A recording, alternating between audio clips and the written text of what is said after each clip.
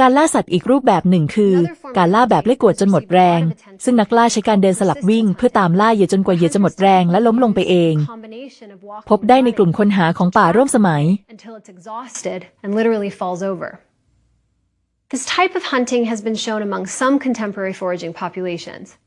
but it remains unclear how we would identify this type of behavior in the fossil record. Beyond hunting and scavenging, there are many people who believe that rather than being hunters, our early ancestors were the hunted. And there's fossil evidence that some believe might support this perspective.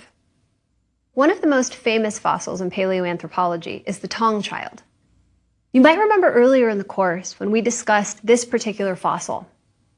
It was discovered in 1924 by quarrymen working for Buxton Lime Works in Tong, South Africa,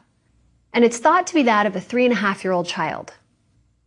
We discussed earlier that the Tong baby, as it's also known, is famous for being a fossilized brain, thanks to the limestone sediment that it was found in.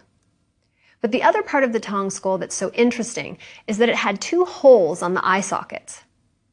Many argue that these holes match holes made by the African crowned eagle,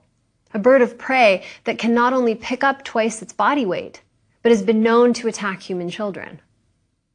While the Tong baby evidence is still debated, it does provide tantalizing clues as to whether or not this small little hominid was lunch. Moving away from the humans as food argument, and back to our discussion of Paleolithic humans as hunters, it's important to keep in mind that we're not talking about the same types of game animals that we would think about today. As we discussed earlier in the course, the type of meat that early humans ate was quite different from the type of meat that we eat now. Compared to